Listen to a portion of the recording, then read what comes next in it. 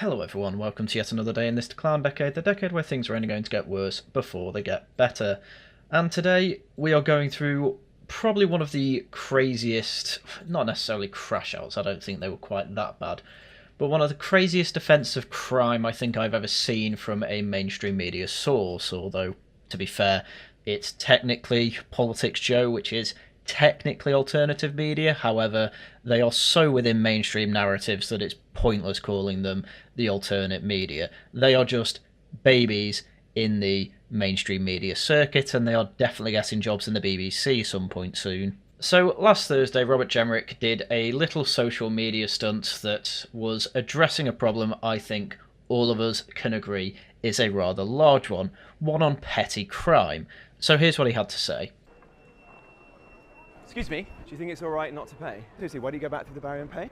Do you want to go back and pay like everybody else? Do you think it's all right not to pay? Why don't you go back and pay? Just confronting people who have either jumped over the barriers or various other tactics, obviously, to fare evade, and directly confronting them, because typically Transport for London staff don't confront these people and apply the law. And Robert Jenrick obviously goes through all this. But I think we'll get to his wider point. It's also just annoying watching so many people break the law and get away with it. Or at least most of it. Right, should we go over here to these guys here? Excuse me, gents. Hello. You're on camera, mate. You banged to rights. Just step to the side and... All right, thanks very much, guys. It's the same with bike theft, phone theft, tool theft, shoplifting, drugs in town centres, weird Turkish barber shops. It's all chipping away at society. It's a point that absolutely everybody can get on board with. And it's stunts like this that make Robert Jenrick one of the favourites for the last remaining Tories to become the next leader. I think unfortunately complaining about things like this, while having a history of claiming £100,000 for a third home that he rarely used, along with directly admitting that he deliberately helped a Tory donor avoid paying a new tax on his housing development from Richard Desmond's luxury housing scheme, saving him £45 million, isn't exactly helping out with the idea that Robert Jenrick is against bending some rules himself. However, I'm not going to delve too deeply into that. I'm just saying, Tory boys in my audience, that Robert Jenrick is going to come up against a bit of a brick wall when it comes to him being tough on crime. By the way, I still unironically think dodging taxes is quite based if you do it legally. Hence, I'm not delving too far into this. However, as I say, you are going to come up against a lot of argumentation on this. But for now, we'll stick to the video topic. Anyway, the Politics Joe retort to all this was effectively to try and mock Jenrick for, frankly, what is an important public service here. Ed Campbell was making pretty much the same joke all day. Just had a call from my son's school. Apparently Robert Jenrick spotted that he had written some French vocab on his hand before a test, and he had shot him. Another one, Robert Jenrick just marched into my flat and logged me out of my girlfriend's Netflix. And there were various other posts like this where he was just trying to effectively mock the man for saying what we're all thinking. This is one of those subjects I see everywhere, not just on the online right. People are fed up of seeing their comfort in public life slowly eroding, all because of people like this. Things like petty shoplifting, where now in some Greggs they don't have sandwiches on display because people just steal them. Or if you want to buy a steak from Tesco, it's in a GPS container, because this is all down to a Tory policy, by the way, where they decided the police would only get involved in more serious crime, and so they basically made thefts under £250 legal by default, and the most a shop can do is bar people from entering. But what that means is that then shops have to spend more on security, and spending more on security means higher prices, and wouldn't you know it, it's nearly £4 now to get a meal deal at Tesco. But Ed then attempts a serious post on Jenrick. There is a growing feeling among Brits that anyone playing by the rules is a sucker, and that there is sentiment that Jenrick is seeking to tap into it. Yeah, obviously. That is a problem. I'm glad. It's amazing. This is going to be the ongoing thing here. Leftists are basically saying Jenrick's embarrassing himself, but then we'll say, well, but he has a really good point, though. Amazing. I think the video is pretty effective at distilling that anger. Yes, because it's a real thing that people are fed up of. Cost of living, student debt. Nobody cares about student debt. Wage stagnation. I say that. Young people will bring it up as if it's the same as an American problem. Student debt in America can bankrupt you. It is impossible to go bankrupt because of student debt in the UK. I'm currently on about medium wage. My student loan repayments are about £25 a month. It's hardly killing anyone. Anyway, buying a house, public services, yep, they all suck. People were told if they played the game they'd reap the rewards, and that's just not happening. Absolutely true. There's definitely a rich well of frustration that is enterprising politicians could tap into. Yes, absolutely. And it's amazing how you think the best thing to do is effectively mock people for trying to fix major issues in the country. It may be petty crime, but ultimately, if you're getting away with small things, you're going to slowly see what you can get away with, and clearly getting away with not paying a underground fare is, well, as I say, something you can get away with, so they do. It's funny because I've actually had a few anecdotes myself where I've seen people get on trains and not pay for the ticket, and the British Transport Police actually seem relatively good at catching people on trains. It seems to be a completely different thing when it comes to the London Underground and possibly other tram systems in the UK. But there is absolutely nothing more frustrating than buying a train ticket, going on a train, and then have someone effectively take the mickey and either just not pay at all, ignore the guard when they are told. Either, you can get away with it by getting off at the next stop. Or I've even seen a group of boys effectively really badly lie their way through being recorded on camera, saying, oh, I don't have consent to be recorded on camera. Doesn't matter, mate, you're in public. You can't not consent to being on camera. And then they make up obvious fake addresses and effectively try and get away with breaking the law. And effectively all that's going to happen in the end is British Transport Police are either going to pick them up on it and fine them, or they're going to be barred from going on a train ever again. That seems to be the system working. Why it's not working on the London Underground, I'm not sure, but obviously it goes beyond that. And as he brought up, there's weird Turkish barbershops that are all obvious money laundering fronts. That's been a topic of normal conversation for about 10 years as far as I care. There's a ridiculous rate of shoplifting. When I worked in a supermarket, it was almost a daily thing. And they weren't even good at hiding it. There was one shoplifter who was regular, who'd get a big trolley, get 5 big toilet roll packs, and then effectively make a little box out of them, and in that box just put a load of expensive spirits and effectively try and rob it that way. And he got caught every time because the man attempting to shoplift never faced criminal charges. The only ones I know that did raided the shop at midnight to steal an ATM machine, didn't manage to steal it at all, and yet because it was damaged and because it's the second time it had happened, the company that leased it said, well, we're not doing it anymore because you just keep getting hit. Crime makes everyone's life worse, not because the crime is happening, because the reaction to it is usually detrimental to the rest of society who are law-abiding. And the thing is, Ed Campbell doesn't get that. Do I think Jenrick is the guy to do that? Maybe. He's making a pretty good go at it, but he's got the albatross of literally being a member of the previous government to contend with. That's true, by the way. But if that's the case, I don't know why you and all your friends are trying to, well, embarrass him over this, mock him over this. Why are you mocking him if you think that he could be the guy to fix the issue? And the dog whistle comment about Turkish barbers was cheap and ugly. No, it wasn't. Nobody trusts Turkish barbers who is law-abiding. Nobody trusts them. I've had my hair cut at one a few years ago. Nobody in there spoke English and they only accepted cash. There was an anecdote I saw somewhere else on Twitter that someone refused to pay cash and so they took out a card machine. And I think it said on the card machine that it was addressed to some Lebanese restaurant. It's just some of the most obvious money laundering the country's ever seen. Same with vape shops, by the way, and yet nothing seems to happen with them.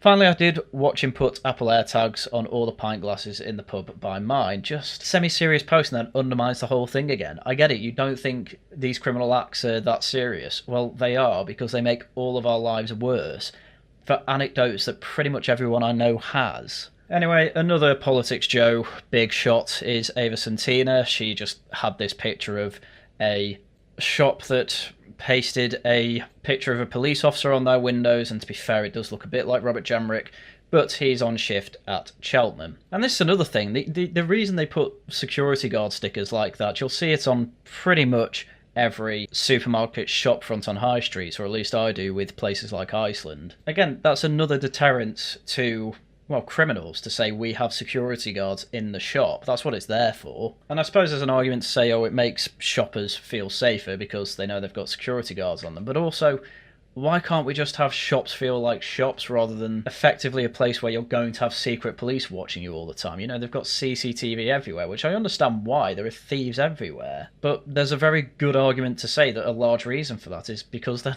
not banged up for it properly. And then they're released early, thanks to Starmer. Anyway, Ollie Dugmore decided to focus in on the weird Turkish barbershops are chipping away at society. Do we really think that? Yes. Or perhaps your political party's austerity programme, which closes 773 libraries, reduces life expectancy, and has 4.3 million children in relative poverty.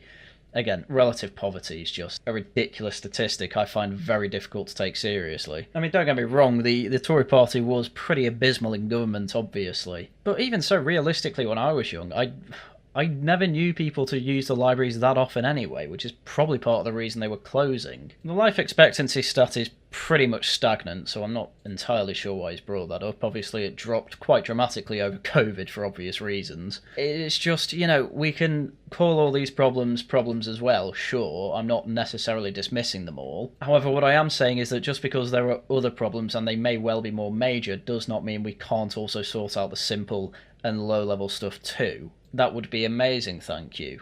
Anyway, another politics show reaction was to interview a Turkish barber, so here we go. To be honest with you, it's sort of like the same kind of thing with Nigel Farage as well, kind of same wavelength.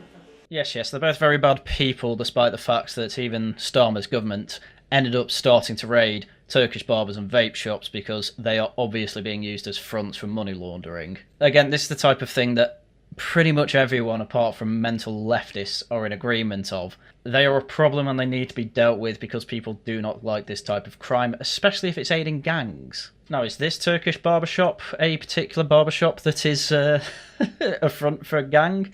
I don't know. There's reason to suspect it, though. Ex-Lotus's Callum did a little digging himself and said that this was filmed in Istanbul Barbers in a 17% British area of London. Their company account lists only one employee, and he's not even kidding. From the 2024 audit of the company, they have literally one registered employee. And that includes a director, by the way, of the company. In other words, we are seeing literally in the video there are multiple employees, at least more than one. Sorry, at least two even. Now, it's entirely possible that someone else was hired past 2024. We are obviously in 2025. However, given that the shop clearly has had multiple seats for multiple customers at once, yeah, odds are that there have been non-employees there for quite some time. Anyway, we'll get back to it. To be honest with you, weird as in what sense though? Like, I don't understand the weirdness in that. Well, you're a company registered with one employee, and yet clearly there are at least two employees within that company. So, yeah, that's the weirdness. Also, the fact that the number of barbershops within the UK has doubled over the past 3 years or something. Yeah, that's very odd. I don't think that there's been a massive increase in the number of barbershops because people are suddenly wanting to get more haircuts. I don't think that is what men are doing. Because the Turkish barbers that he's generally, let me say, directing on ain't really Turkish barbers. Because these Turkish barbers became like a brand now. You don't need to be Turkish to open a Turkish barbers. I don't think the argument was ever that you needed to be Turkish to open these Turkish barbers. Obviously, it's just a general Middle Eastern thing. You get ones full of Albanians, full of Kurds, full of people who aren't Turkish. That's not what makes them weird. What makes them weird is that, as is an example with this very barbershop, they appear to not be registering employees. A lot of them are very much cash only. Do you ever address that you're probably cash only? Because that's also quite weird. Every barber's I've gone to accept card. The one time I was in another town to get a haircut, they didn't accept card, and everyone spoke broken English. Yeah, I found that quite strange. So maybe it's indirectly going for someone else. It's really intriguing. Turkish barbers, what do we do? Nothing really. Yeah, I know you do nothing really. That's the other thing that's really weird. A lot of Turkish barbers don't have many customers, and yet a lot post relatively good profits, oddly enough. You think you'd vote for him with that message? Nah. Let me be polite, nah. No, really, a man that is targeting Turkish barbers for money laundering schemes, employee of said barbers, is not a fan of that man. I am shocked and appalled. And Ed Campbell did another one of his stupid jokes. Robert Jenrick left this guy a bad review on Trustpilot. Just pathetic. And I'm not even joking, this is all the politics Joe Lot had to say on this. Either mock him or deflect. Like, these are problems, yeah. But even when you were trying to say austerity bad, you did not bring up the whole police lost funding bit of it. didn't even bring that up, which would be a massive blow to any Tory saying this, even though Jenrick didn't have much power at the time. You know, another thing you can say, he was Justice Minister for a stretch. Did he do anything about this then? No. Say that. But they can't, because these are not clever people. Total midwits. Posting another meme to their main account. Okay, mate. With Jenrick saying, I've been called everything from a vigilante to Batman. The thing is that that's actually true. We went through this article on Laughing at the Guardian, so I'm only going to go through the title, but he was literally called a vigilante in the New Statesman. Robert Jenrick is embarrassing himself. His fair dodge of vigilante antics proved that he had become a mouthpiece of the online right. And the article was just incredible. The too long didn't read is effectively, Robert Jenrick is embarrassing himself for complaining that laws we already have are not being enforced, and yet the Lib Dems are actually the real based ones here because they want a new law that means that people who don't use their headphones on trains get fined £1,000. The left-wingers went absolutely nuts about this whole Robert Jenrick thing, and all they're able to do is imply he's a bit of a racist for going on about Turkish barbers. This is how ridiculous the left wing are at this point. They are still trying to... They still try and play the racist card without using the word racist because they realise they've given it they've made it lose all its cultural capital. And yet whenever they complain about something racist that Nigel Farage, Robert Jenrick or whoever else in the mainstream says, it turns out that that issue is actually one that most of the public are quite aware of and don't like. It's not going to work. The left in this country, they're at a crossroads and they are going down the complete wrong direction for their crossroads. And it's mainly because their leaderships are all weak. The Greens are not going to be the new left. I am certain of that. Even if Zach is a bit more confrontational than previous Green leaders. Who do Labour have? Angela Rayner? Yeah, that's going to get far, isn't it? It's just... everything's a mess, which is very good for the right wing because they are largely organising under reform these days. And if Jenrick plays his cards right, he might end up in there. I don't think he will, though. Anyway, I think the cherry on top of all of this mocking by Politics Joe is that eventually Ava got her comeuppance for being involved in this. Posting a picture of a publicly rentable line bike, there was a bike lock on it so that nobody else could use it, apart from obviously the person with the key, with Ava saying really miserable how selfish people are. This is the type of crime that is not at all high level. It's not billionaires dodging taxes like a lot of people were trying to deflect to. It is not billionaires lobbying the government to try and get more money out of them like people like, I don't know, Dale Vince is suspected to be doing. No, this is a very low-level crime that is kind of annoying for people, and Ava Santina probably wants the law involved in this to some degree. Or maybe she doesn't to try and save face, I don't know. Point being, this was posted yesterday, after this whole Robert Jenrick is embarrassing himself debacle. It turns out that Ava got directly affected by this low-level crime that is kind of annoying for everyone and is slowly chipping away at society. She has directly experienced it.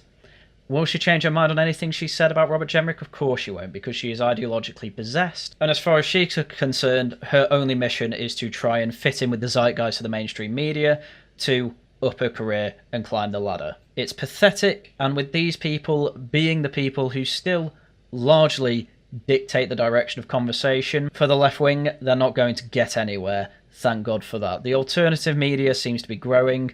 GB News getting larger and improving day after day, week after week, with Patrick Christie's going around the tent jungles in Calais, going around areas of Britain as well, seeing refugee or asylum seekers or illegal immigrants maybe in tents around the place and getting assaulted with water bottles as well. It's going great. And what can the left wing do? Try and deflect about billionaires for the millionth time, because that worked under Corbyn, and then pretending that these low-level crimes don't matter, apart from when it happens to them. As I say, pathetic.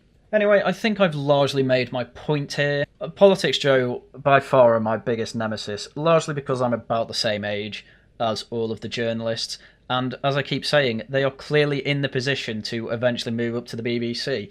They are effectively going to be the Cathy Newmans or Victoria Derbyshires of tomorrow. So I may as well get in early that expect the BBC to get worse, because these are the exact type of people who they are going to be hiring. Anyway, with that, I think that's everything I had for you for today. Tomorrow's almost certainly going to be another Politics Joe video, by the way, because they did quite an interesting vox pop on feminist and dating, which is something I want to quickly go over to avoid losing my mind about how crime-ridden my country is at the moment. Anyway, if you enjoy what I do subscribe, leave a like, leave a comment. If you can give a little bit more, you can always become a channel member, or also, of course, leave super chats and super thanks in any stream or any video that I do. Speaking of streams, tomorrow it's Tosh News. Do come along as we cover the news from the past 2 weeks, and of course on Thursday there is more Subnautica. Videos out as and when I can make them. Right, with that, that's everything I had for you for today. Once again, thank you very much for watching, and until next time, goodbye.